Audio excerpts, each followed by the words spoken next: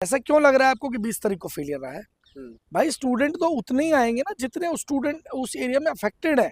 और अभी तो नीट का एग्जाम होने वाला है भाई, बच्चे तैयारी कर रहे हैं, अभी तो पेपर दे रहे हैं वो बच्चे जो रोड पे आना चाहते हैं, उनके जो पेरेंट्स रोड पे आना चाहते हैं उतर करके, जो धर्मेंद्र प्रधान का इस्तीफा मांगना चाहते हैं, अभी तो वो लोग रोड पे आए ही नहीं है। ये तो वो लोग हैं जो केवल समर्थन के लिए आए हैं कि आप आगे बढ़िए, हम आपके साथ हैं। तो फिर क्या लग रहा है, कॉकरोच जनता पार्टी अभिजीत दीपके का कुछ असर पड़ेगा स्टूडेंट पर या उन युवाओं पर जो इससे कहीं ना कहीं प्रभावित है? देखिए, अभिजीत दीपके केवल एक नाम है, अभिजीत दीपके कोई मूवमेंट नहीं है। मूवमेंट क्या है आपको समझना पड़ेगा। ये मूवमेंट है स्टूडेंट मूवमेंट, देश के युवाओं का मूवमेंट।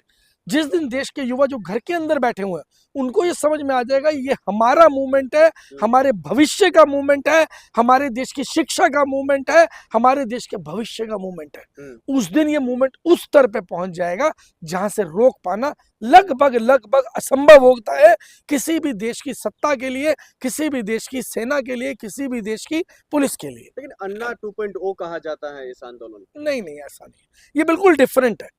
अन्ना आंदोलन वॉज ए प्लान्ड, पूरा प्लान्ड आंदोलन था। वो आरएसएस का चलाया हुआ आंदोलन था, स्पॉन्सर्ड आंदोलन था, आरएसएस का स्पॉन्सर्ड आंदोलन था वो। उसके अंदर पूरा आना जाना, आप व्यवस्था देखोगे तो तुरंत सारी चीजों की व्यवस्था हो गई थी, हर चीज एकदम अरेंज थी। जंतर मंतर में सब कुछ अरेंज था, वहां पर रामलीला मैदान जाइए तो सब कुछ अरेंज था। यहाँ पर ऐसा नहीं है। यहाँ पर दिल्ली के प्रोटेस्ट की अगर आप बात करें, जिस दिन पहला प्रोटेस्ट हो रहा था, लोगों के पास पानी की व्यवस्था भी नहीं थी।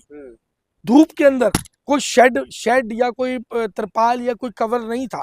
धूप के अंदर 45 डिग्री टेम्परेचर के अंदर जूते जल रहे थे, सिर तप रहे थे। उसके बाद भी सुबह से लेकर शाम तक लोग हाउसफुल स्थिति के अंदर, पूरा जंतर मंतर भरा हुआ था जब तक अभिजीत दीपके वहां मौजूद थे। लेकिन कहा जा रहा है इस बार गिरफ्तारी का चांस ज्यादा है।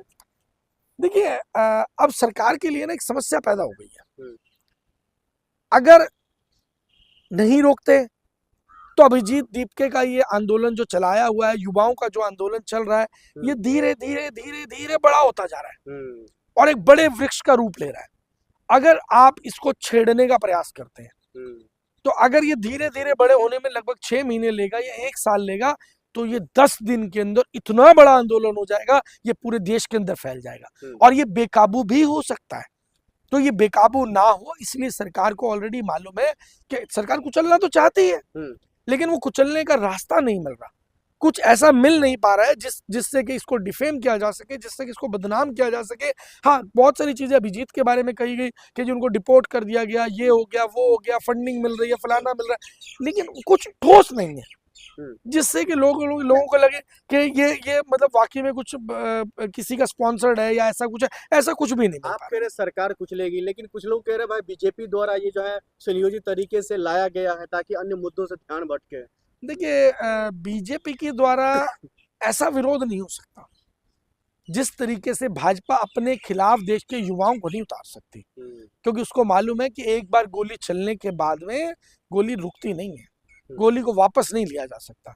और युवा, देश का युवा जो है वो बंदूक की गोली की तरह है, अगर एक बार फायर हो गया तो आप उसे रोक नहीं पाएंगे। तो आग से खेलने की गलती भारतीय जनता पार्टी करेगी नहीं। बहुत समझदार लोग हैं भाजपा, बहुत इंटेलिजेंट मानता हूं मैं भारतीय जनता पार्टी के लोगों को, लेकिन अगर फिर भी भाजपा ऐसा कर रही है तो मुझे लग रहा है कि एक सुसाइडल अटेम्प्ट हो सकता है। कहा जा रहा है कॉकरोच के जो है ये जो मूवमेंट है, इसके नाम पर आप देश को खराब नहीं कर सकते, देश की संपत्ति के साथ आप खिलवाड़ नहीं कर सकते। नहीं तो देश की संपत्ति से खिलवाड़ देश के नेता कर सकते हैं क्या? देश की संपत्ति को बेच सकते हैं, देश की रेलवे बेच सकते हैं, देश का जहाज एयरपोर्ट बेच सकते हैं, मतलब सब कुछ बेच सकते हैं। तो भाई देश की संपत्ति का मतलब क्या होता है? ये सब कुछ देश की ही तो संपत्ति थी। LIC से लेकर के, भेल से लेकर से, गेल से लेकर के, रेल से लेकर के, तेल से लेकर हर चीज तो देश की संपत्ति थी। वो जो नेता बेच लें तो वो खेल नहीं है। अगर जनता रोड पे आकर के प्रोटेस्ट करने आ जाए तो वो खेल हो गया क्या? तो फिर ऐसे में आप पर्सनली कैसे देखते हैं कॉकरोच जनता पार्टी को, क्योंकि उन पर ये भी आरोप लगता है जो छात्रों को इमोशनली तरीके से रीलबाजी करके उनको बुलाने की कोशिश करता है। देखिए, रीलबाजी की अगर आप बात करते हैं ना तो ये बड़ा जेन्युइन प्रोटेस्ट है। सबसे पहले तो एक बात बड़ी क्लियर होनी चाहिए, जेन्युइन प्रोटेस्ट का क्या है कि कुछ चीजों से ना आइडेंटिफाई होता है। हम्म, फॉर एग्जाम्पल, अगर जिस तरीके से आरोप लगा कि जिनको तो फंडिंग मिल रही है, हम्म, अरे भाई अगर फंडिंग मिल रही होती तो कम से कम वहां पर बैठने की व्यवस्था ना होती, अगर शामियाने की व्यवस्था ना होती तो कम से कम पानी की व्यवस्था तो होती, हम्म, खाने की व्यवस्था तो होती। वहाँ कोई भी व्यवस्था नहीं थी। हम जैसे लोग जो वहाँ थे, जिसकी जितनी समर्था थी वो लोग व्यवस्था कर रहे थे। कोई 2 पानी की बोतल ला करके दे रहा था, और मैं आपको बता दूं पुलिस वाले तो पानी भी अंदर नहीं आने दे रहे थे, हम्म। खाने की चीजें भी अंदर नहीं आने दे रहे थे। कहा जा रहा है जो अगले प्रोटेस्ट में संसद भवन घेरने का प्लान है, संसद भवन पर जो है चढ़ाई करने का प्लान है। भाई अगर संसद भवन घेरना है ना, तो मैं अभी बता देता हूँ कॉकरोच जनता पार्टी को, कहने की जरूरत नहीं है। अगर घेरना हो तो बिल्कुल मत बताना कि घेरना है, क्योंकि अगर बता के घेरोगे तो सरकार तुम्हें पहले घेर लेगी। हम्म, तो मैं कांग्रेस जनता पार्टी के समर्थन में ये कह रहा हूँ कि बिल्कुल घेरने की बात मत करना, अगर घेरना चाहते हो तो। नहीं, आप भी चाहते हैं देश बांग्लादेश और श्रीलंका नेपाल जैसा हालात हो? नहीं देखिए, बांग्लादेश नेपाल से बुरे हालात में आज देश, आज उससे बुरी स्थिति के अंदर हम पहुंच चुके हैं। मैं तो ये कहना चाहता हूं, जब कोविड के समय पर बसें बंद कर दी गई थी, रेलगाड़ियां बंद कर दी गई थी, तो लोग यहाँ से 800 किलोमीटर 1000 किलोमीटर जो पैदल चल के गए थे, अरे भाई अपना मुंह जो है अपने राज्य के मुख्यमंत्री के घर की तरफ, आवास की तरफ कर देते, अपने देश के मुख्य प्रधानमंत्री के घर की तरफ कर देते, तुम्हारी रेल भी चलती, तुम्हारी बस भी चलती, तुम्हें सारी सुविधाएं मिलती, तुम्हें घर तक छोड़ के आया जाता। लेकिन लड़ना पड़ेगा, अपने हक के लिए खुद लड़ना पड़ेगा, कोई आकर के तुम्हें अपना हक नहीं देगा। तो क्या ये कॉकरोच ही अब जो है छात्रों को न्याय दिलवाएंगे? देखिए अभी बहुत जल्दी होगा ये कहना, अभी तो इसके अंदर बहुत सारे मुद्दों का जुड़ना बाकी है। देश का किसान जो त्राहिमाम हो चुका है, आज वो जमीन बेच बेच करके गुजारा कर रहा है, वो आज बहुत बुरी स्थिति के अंदर पहुंच चुका है।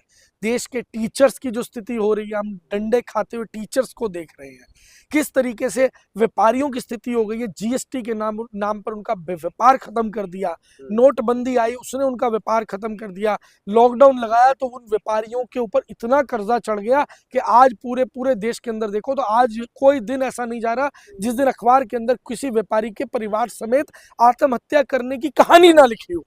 तो अगर ये सब चीजें लिखी जा रही हैं, तो आज मुझे लगता है कि इन सब चीजों को कांग्रेस जनता पार्टी की इस प्रोटेस्ट में सम्मिलित होने की जरूरत है, इन सब चीजों को कंसोलिडेट होने की जरूरत है।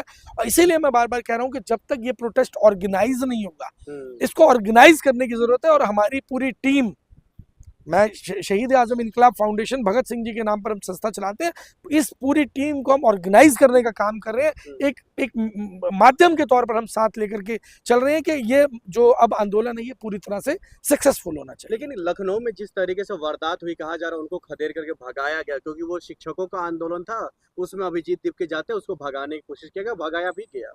देखिए मैं आपको फिर वही बात बताना चाहूंगा कि सरकार क्या करेगी, डिफेम करने का काम करेगी। डिफेम कैसे, जैसे किसानों को डिफेम करने का काम किया गया, तो खालिस्तानी आकर के बैठ गए। अरे भाई खालिस्तानी थे तो कैसे आके बैठ गए? अगर खालिस्तानी थे तो वो कैसे आके बैठ गए? और अगर वो खालिस्तानी नहीं थे, देश के किसान थे, तो तुमने उसकी बात मानी क्यों नहीं?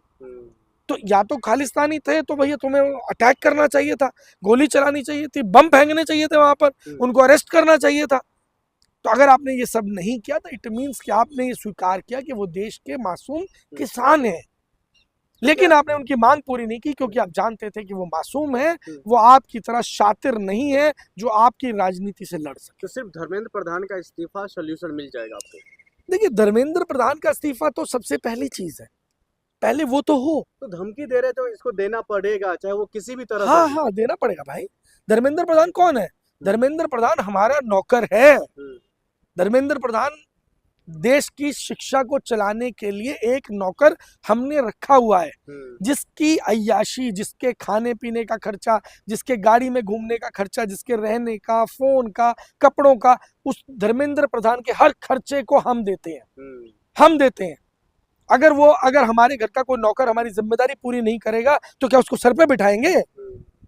उसको उठा करके बाहर फेंक देंगे, क्योंकि हमें निकम्मा नहीं चाहिए, समझदार, काबिल और मजबूत व्यक्ति चाहिए। लेकिन राजनाथ सिंह जी तो कहते हैं बीजेपी में ऐसा कोई चलन नहीं है जिससे इस्तीफा का चलन नहीं है तो क्या हो गया भाई, बहुत सारी चीजें नहीं होती है। प्रधानमंत्री मोदी जी ने किसान आंदोलन के बाद पहली बार माफी मांगी थी ना, उससे पहले तो कभी नहीं मांगी थी। तो ये वो लोग हैं जो प्याज भी खाते हैं और जूते भी खाते हैं।